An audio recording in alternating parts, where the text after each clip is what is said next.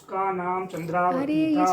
वह बहुत लाडली थी क्योंकि वह इकलौती बहन थी। जब वह बड़ी हुई तो सबको उसके विवाह की चिंता हुई। भाइयों को विवाह के बाद बहन का जाना बहुत बुरा लगा, परंतु शादी तो करनी ही थी। बहन ने शादी के बाद करवा चौथ का व्रत रखा, निर्जल व्रत रखा, कुछ भी नहीं खाया। शाम को भाइयों ने बहन से कहा कि आओ खाना खाएं। बहन ने कहा कि जब चंद्रमा निकलेगा तब खाना खाऊंगी। वह भाइयों की बहुत प्यारी थी, इस कारण उन्होंने भी पूरे दिन खाना नहीं खाया। भाइयों ने एक उपाय सोचा कि किसी तरह से बहन का व्रत जल्दी खुलवा दें और फिर सब खाना खा लेंगे। उन्होंने क्या किया कि घर के बाहर जहाँ मैदान था उसमें बहुत सारी आग लगा दी और दो भाई छलनी को पकड़कर खड़े हो गए और बहन को पुकारने लगे कि जल्दी से चंद्रमा को आकर देख ले, चंद्रमा निकल आया। बहन ने ऐसा ही किया। जैसे ही बहन व्रत खोलने बैठी, ससुराल से खबर आई कि जल्दी चलो, तुम्हारे पति की हालत बहुत खराब है। बहन ने सोचा कि मैंने तो शादी के बाद कोई भी ऐसा अपराध नहीं किया कि जिस पाप का दंड मुझे मिल रहा है। सारे संसार भर की स्त्रियां आज अपने सुहाग की शुभ कामना के लिए पूजा कर रही हैं और मेरे सुहाग को क्या हुआ?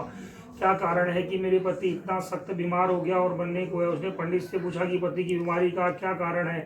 पंडित ने कहा कि पूजा में कोई विघ्न आ गया है, इस कारण से ऐसा हुआ है। पति के ठीक होने का उपाय है कि पूरे साल कृष्ण पक्ष की चौथ का व्रत करो।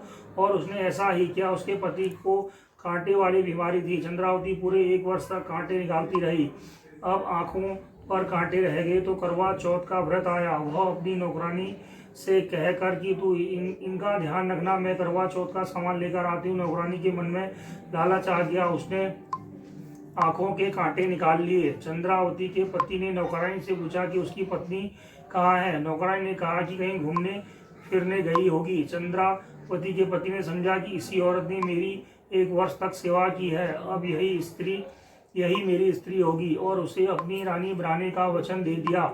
जब चंद्रावती सामान लेकर आई तो उसके पति ने उससे कहा कि निकल जा, इसी औरत ने ही मेरी सेवा की है, यही मेरी रानी है। अगले वर्ष जब करवा चौथ आई तो चंद्रावती पूजन केस में अपनी ही कहानी कहने लगी। इस प्रकार एक बहन थी, उसके भाई उसको बहुत प्यार करते थे। उन्हें करवा चौथ के दिन कच्चे चंद्रमा को अर्घ दिलवा दिया था और तभी उसके पति को कांटे की बीमारी गई। कहानी कहते कहते स्त्री की आंखों से अविरल आंसू गिरने लगे। रोती हुई उसने कहानी जारी रखी और पति के बुरे व्यवहार के बाद उसने दीर्घ जीवन और स्वास्थ्य की कामना की। इस प्रकार से उसकी कहानी पति ने सुन ली तो उसने सोचा यही मेरी असली स्त्री है। दूसरी औरत तो नौकरानी थी और इसके बाद उसने नौकरानी का निकाल दिया और चंद्रावती को एक बार फिर अपना लिया। इस प्रकार से चंद्रावती के सुहाग की रक्षा हुई। 7 भाइयों की बहन से प्रसन्न चित्र होकर कहा कि जैसा करवा चौथ व्रत से मेरे सुहाग की रक्षा हुई है, गौरी माता वैसे ही औरों का भी सुहाग बना रहे। जय माता। जय।